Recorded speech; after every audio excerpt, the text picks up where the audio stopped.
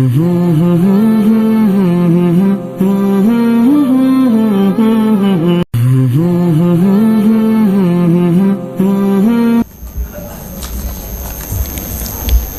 لوگ اعتراض کرتے ہیں کہ حضور پاک صلی اللہ علیہ وسلم حاضر ناظر ہیں. وہ دلیل پیش کرتے ہیں انا ارسلناک شاہدا. شاہد کا معنی وہ کرتے ہیں حاضر ناظر گواہ, اور یہاں شاہد کا معنی حاضر ناظر نہیں ہے. میرے دوستو, انا ارسلناک شاہدا اگر اس کا معنی ہے حضور گواہ ہے, اور گواہ ہر جگہ حاضر ناظر ہوتا ہے, تو پھر جب ہم جنازہ پڑھتے ہیں حضور پاک علیہ الصلوۃ والسلام والا, حضور پڑھتے تھے اللہم اغفر لحینا و میتنا و شاہدنا و غائبنا و صغیرنا و کبیرنا و ذکرنا و انثانا. مستدرک حاکم میں حضرت ابو ہریرہ کی متصل روایت موجود ہے. اس کیا ترجمہ ہے؟ اللہم اغفر لحینا, اللہ ہمارے کن کو بخش؟ زندوں کو. و میتنا, کن کو بخش؟ وفات شدگان کو. و شاہدنا, موجودوں کو. و غائبنا, ہم سے غائبوں کو بخش. حضور پڑھتے تھے. تو اگر حضور حاضر ناظر تھے تو وہ غائبنا کیوں پڑھتے تھے؟ نہیں سمجھے؟ غائب نہ پڑھتے تھے, اس کا معنی یہ ہے کہ حضور سے کچھ غائب بھی ہے. تو غائب ہے تو حضور حاضر ناظر کیسے ہوئے؟ باقی رہا یہ کہ شاہدن, یہ انا ارسلناک شاہدہ کا معنی گواہ ہے, اور گواہ حاضر ناظر ہوتا ہے. تو مجھے حاضر ناظر مانے, میں حاضر ناظر ہوں ہر جگہ. میں قرآن سے دلیل پیش کروں گا اپنے شاہد ہونے کی, دلیل دوں گا. آیت نمبر 145 سورۃ البقرہ, رکوع پہلا ہے دوسرے پارے کا پہلا صفحہ. وَكَذَلِكَ جَعَلْنَاكُمْ أُمَّةً وَسَطًا لِتَكُونُوا شُهَدَاءَ عَلَى النَّاسِ وَيَكُونَ الرَّسُولُ عَلَيْكُمْ شَهِيدًا. فرمایا قیامت کا دن ہوگا, امت دوسری امتوں پر امت محمدیہ گواہی پیش کرے گی کہ ان کے پاس نبی آیا تھا, انہیں نہیں مانی, لہٰذا یہ گواہی. اور حضور اقدس صلی اللہ علیہ وسلم بھی گواہی دیں گے امت پر. تو جب امت محمدیہ باقی امتوں پر گواہی دے گی تو ہم گواہ ہوئے نا, تو ہم سارے گواہ ہیں, ہم سب حاضر ناظر ہیں. پھر تو کیا معنی کریں گے؟ شہداء علی الناس کا ترجمہ کر لینا, کیا معنی کریں گے؟ تو جو معنی آپ یہاں کریں گے وہ ادھر کریں گے. ہدایہ میں پڑھی ہوتی نا کسی رضا خانی نے, یا ہدایہ سمجھی ہوتی تو اعتراض نہ کرتا. انما یجوز للشاہد ان یشہد بالاجتہاد وذالک بالاوصاف من یثق بہ. امام مرغنانی رحمہ اللہ نے کیا لکھا ہے؟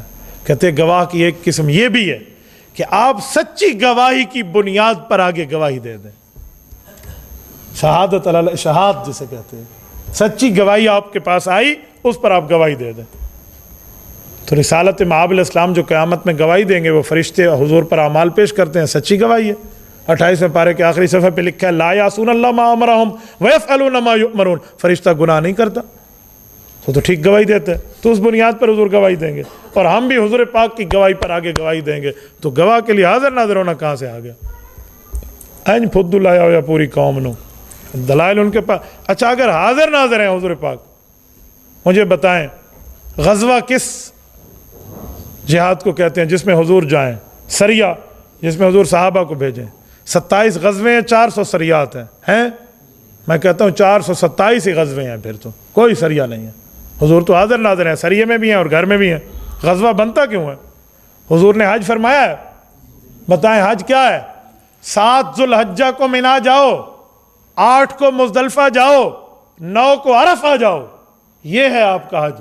حضور تو 8 کو ادھر بھی ہیں, ادھر بھی ہیں, ادھر بھی ہیں, 7 کو ادھر بھی ہیں, ادھر بھی ہیں, ادھر بھی ہیں, 9 کو ادھر بھی ہیں, ادھر بھی ہیں, ادھر بھی ہیں. تو حج کیسے بنتا ہے؟ سفر معراج کا کیا معنی؟ فارش سے عرش پہ گئے ہیں, حضور تو ادھر بھی ہیں, ادھر بھی ہیں. سفر کا کیا مطلب؟ سفر ہجرت کا معنی مدینہ گئے, مکہ چھوڑا. حضور تو مکے میں بھی ہیں, مدینے میں بھی ہیں, تو حاضر ناظر کیسے؟ ثانی اثنین اذ ہما فی الغار. ابو بکر اور حضور جس وقت غار میں ہیں, ہما فی الغار, فی ظرفیہ ہے, جس وقت غار میں. کیوں بابا تم تو کہتے ہو حاضر ناظر ہیں, تو غار میں بھی ہیں, باہر بھی ہیں. اب ہما فی الغار کہاں ہے؟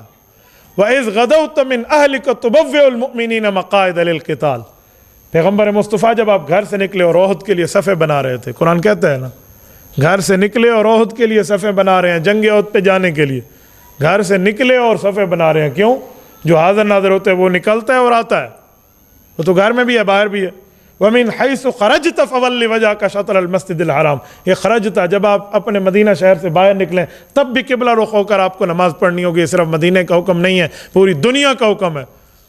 کیوں؟ وَمِنْ حَيْثُ خَرَجْتَ، یہ خروج کون کرتا ہے؟ نکلنا ہوتا ہی اسی کا جو حاضر ناظر نہ ہو. اگر ہم حاضر ناظر والی بات مان لینا تو دین ایک گنڈھڑی چپا کے اتھا رکھ دے والا. جی دین ایک گٹھڑی میں ڈال کے ادھر رکھ دیں، پھر پیچھے بچتے ہی کچھ. الحمدللہ رب العالمین والصلاة والسلام علی سید الانبیاء والمرسلین وعلی آلہ وصحبہ اجمعین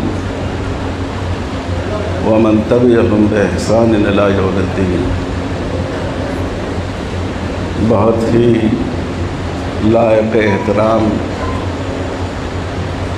اور قابل قدر محترم جامعہ حاضہ دامت برکاتہم، برطانیہ سے آئے ہوئے صاحب دانش مہمان حضرت مولانا محمد آدم صاحب، حضرات علماء کرام اور عزیز طلبہ، آپ کی اس مجلس میں کچھ بیان کرتے ہوئے مجھے بڑا خوف ہو رہا ہے. آپ کے ساتھیوں نے ابھی اتنی پرجوش تقریر کی کہ لوگوں کی کہ خون میں حرارت پیدا ہو جائے، اور اگر کوئی زیادہ جذبے والا ہو تو کھڑے ہو کر نعرے تکبیر بھی لگانا شروع کر دے. تو میں اگر ان کے ساتھ مقابلے میں حصہ لیتا تو میں تو کامیاب نہیں ہو پاتا. لیکن بہرحال اپنے کنبے میں، اپنے خاندان میں، اپنے افراد میں، اپنے لوگوں میں گفتگو کرنے میں کوئی تکلف نہیں ہوتا ہے. اس لیے میں اس کو بہت بڑی سعادت سمجھ رہا ہوں، اور حسن اتفاق بھی ہے یہ کہ آج آپ کا یہ پروگرام تھا، اور دارالعلوم وقف کی مجلس مشاورت کی نسبت سے ہم لوگوں کو بھی اس میں شرکت کی سعادت حاصل ہو گئی.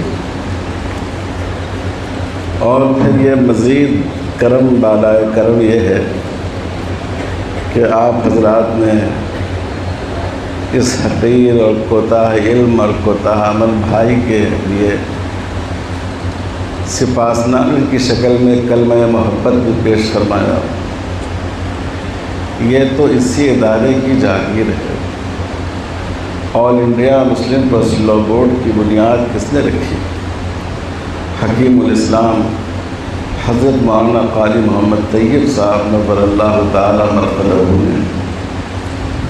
آج بورڈ جن خطوط پر ہے اس طرح کی پہلی نشست حضرت حکیم الاسلام رحمۃ اللہ علیہ کی دعوت پر اسی دارالعلوم میں منعقد ہوئی تھی، جس میں مختلف تنظیموں کے ذمہ دار بھی بلائے گئے تھے، مختلف مسالک کے لوگوں کو بھی دعوت دی گئی تھی، اور بعض ایسے لوگوں کو بھی مدعو کیا گیا تھا تاکہ ان کے خیالات سنے جا سکیں جو اس وقت آزاد فکری میں مبتلا تھے. یہی دیوبند سے حضرت قاری صاحب رحمۃ اللہ علیہ نے اس کی بنیاد رکھی، اور یہ ایک موج متلاطم بن کر ممبئی پہنچا، اور دسمبر 1972 میں ممبئی میں مسلم پرسنل لاء کنونشن منعقد ہوا حضرت رحمۃ اللہ علیہ کی صدارت میں. یہ ایسا عظیم الشان کنونشن تھا کہ اسی دیوبند کے سپورٹ دارالعلوم کے بہت اہم ترین رکن شورا حضرت مولانا مفتی عطیق الرحمن عثمانی صاحب رحمۃ اللہ علیہ نے اپنے خطاب میں فرمایا کہ آج ہندوستان کی کسی گوشے میں اگر مسلمان اپنے سماج کی کسی اہم شخصیت کو تلاش کریں گے تو ایک ہی جواب ہوگا کہ وہ دیوبند کے مسلم پرسنل لاء کنوینشن میں ہے۔ اس سفر معراج میں نماز کے نقطے کو ذرا سمجھ لینا چاہیے۔ یہ بہت بڑا نقطہ ہے، بہت بڑا مقام ہے، بہت بڑا مرتبہ ہے کہ نماز حضور پاک علیہ السلام کہاں سے لے کر ہمارے پاس آئے ہیں، لامکاں سے حضور پاک علیہ السلام لائے ہیں۔ اور یہاں پر ایک بات یہ بھی ذہن میں رکھیں کہ اللہ کے رسول صلی اللہ علیہ وآلہ وسلم نے مختلف معاملات میں جا کر نظارے کیے ہیں۔ جنت کو بھی دیکھا ہے، دوزخ کو بھی دیکھا ہے۔ جنت میں مختلف بزرگوں کے گھروں کو بھی دیکھا ہے، جیسے حضرت عمر رضی اللہ تعالیٰ عنہ کو اللہ کے رسول نے فرمایا کہ میں جنت میں آپ کا گھر بھی دیکھ کر آیا اور اس میں آپ کی خوبصورت جنتی اہلیہ بھی موجود تھی۔ حضرت علی المرتضیٰ کو فرمایا کہ جنت میں میں تیرا گھر اپنے پڑوس میں دیکھ کر آیا ہوں۔ اس طرح بہت سی چیزیں حضور پاک نے جنت میں دیکھی ہیں۔ ہمارے بعض علماء نے لکھا ہے کہ رسالت مآب علیہ السلام نے جب جہنم کا وزٹ فرمایا تو جہنم کو جو فرشتہ تھا نا، جس کا نام مالک ہے، حضور پاک علیہ السلام کو وہ ملاقات کے لیے آگے بڑھ کے آیا، لیکن اس کے چہرے پر مسکراہٹ نہیں تھی، ہنسی نہیں تھی۔ حالانکہ رضوان حضور سے ملا ہے، جنت کا کنٹرولر، تو وہ ہنس کر مسکرا کر ملا ہے۔ باقی فرشتے بھی خوش جو ہے نا چہرے سے ملے ہیں، لیکن مالک جو فرشتہ ہے، جہنم کا کنٹرولر ہے، دروغہ ہے، وہ ہنس کر نہیں ملا، وہ سیریس انداز میں ملا۔ تو جبرائیل امین نے فرمایا کہ یا رسول اللہ، یہ جہنمیوں کا کنٹرولر ہے، اس کو اللہ نے اتنا سخت دل بنایا ہے، اگر اس نے پوری زندگی میں کبھی چہرے پر ہنسی لانی تھی تو وہ آج کا موقع تھا کہ جب آپ کی زیارت اس نے کی ہے تو وہ ہنس کر ملتا، لیکن آج وہ ہنس کر نہیں ملا۔ تو اس کا معنی یہ کہ اس میں اصول کی پابندی ہے، نرمی اس کے پاس کوئی نہیں ہے۔ جہنم کے وزٹ میں اللہ کے رسول نے کچھ لوگوں کو دیکھا تھا کہ جن پر عذابات یوں مسلط ہیں۔ وہ عذاب کیا ہے؟ ان میں بنیادی عذاب یہ ہے کہ ایک آدمی کی کینچی کے ساتھ یہ جگہیں، باچھیں جسے ہم کہتے ہیں، یہ کاٹے جا رہے تھے کینچی کے ساتھ، اس کی منہ، اور کاٹے جاتے پھر جڑ جاتا، پھر کاٹے جاتے پھر جڑ جاتا۔ تو بتایا گیا یہ امت کا وہ واعظ ہے جو دینی باتیں بتاتا تو ہے، اس پر خود عمل نہیں کرتا۔ یعنی کسی کو آپ نصیحت تو کرتے ہیں، دوسروں کو نصیحت اور خود میاں فضیحت والی بات، اس پہ عمل نہیں کرتے۔ تو ہر بندہ اس میں وہ شامل ہے کہ ہم دوسرے کو تو اچھائی کہتے ہیں، خود عمل نہیں کرتے، تو گویا ہم منافقت کی ایک چھوٹی سی چیز پر تو ٹھہر گئے نا کہ ہم اس پہ عمل نہیں کرتے، تو یہ اس کی سزا ہے۔ ایک اور کو دیکھا کہ وہ مرد اور عورتیں خون کے دریا میں نہا رہے ہیں، تو کہا یہ کون لوگ ہیں؟ کہا یہ گناہگار زناکار ہیں جو حلال کو چھوڑ کے حرام کو دیکھنے والے ہیں، حرام کاری کرنے والے ہیں، یہ ان کی سزا ہے۔ اور اسی طرح دیکھا کہ ایک شخص ہے، وہ دریا میں تیرتا ہے، ڈوبتا نہیں ہے، لیکن اس کا پیٹ بہت بڑا ہے۔ اجی کیوں بڑا ہے؟ جب یہ کنارے پہ آتا ہے، ایک فرشتہ بیٹھا ہوتا ہے، وہ پتھر اٹھا کے اس کے منہ میں ڈالتا ہے اور وہ منہ سے اس کے پیٹ میں پتھر چلا جاتا ہے اور وہ یہ رینگتا رینگتا دریا میں پھر آتا ہے، پھر جاتا ہے۔ یہ کون ہے؟ کہا یہ سود خور ہے، یہ سود کھانے والا ہے۔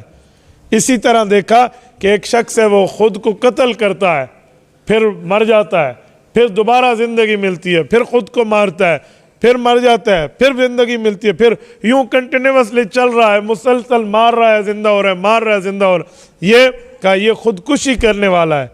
اس کو اللہ نے نعمت دی تھی، یہ اس نے اس نعمت کا کفران نعمت کیا، اس نے اللہ کا شکر ادا نہیں کیا، تو اس نے اپنی جان کو ختم کیا، حتف انف، خود اپنی جان کو خودکشی پر اس نے رکھا ہے، تو لہٰذا اس آدمی کی آج یہ سزا ہے۔ اسی طرح کئی سزائیں تھیں۔ میرے دوستو، اس سے آپ اندازہ لگائیں کہ ہمارے پاک پیغمبر نے وہاں یہ نظارے کیے ہیں کہ یہ حالت ہونی ہے، یہ اسکرین چلائی گئی اللہ کے رسول کے سامنے۔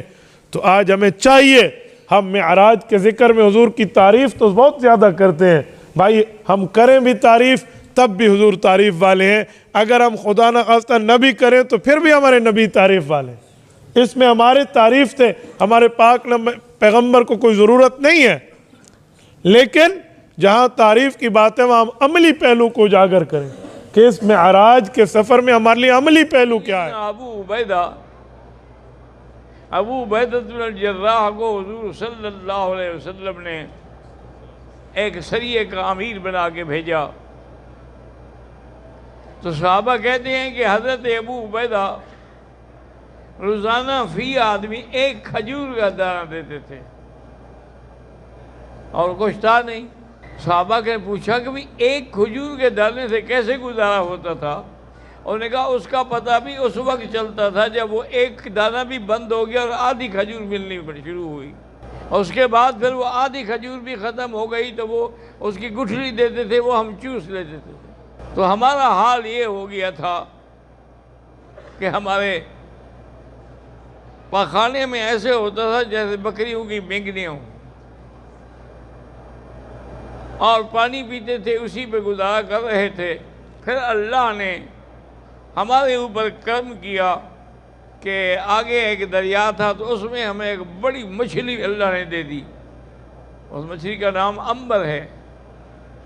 تو یہ کئی سو آدمی ایک مہینہ کھاتے رہے لیکن مچھلی ختم نہیں ہوئی، اتنی بڑی تھی وہ۔ آج کل بھی ہے وہ امبر مچھلی، وہ پانی میں ایسے تیر رہی ہوتی ہے جیسے بھینس نہاتی ہے پانی میں، لیکن اگر وہ ایک دفعہ باہر نکل پڑے، کسی دریا باہر پھینک دے، تو پھر وہ بالکل ایسے ہوتا ہے جیسے مر جائے، جو پھر حرکت کے قابل نہیں رہتی، اس کی حرکت سے پانی میں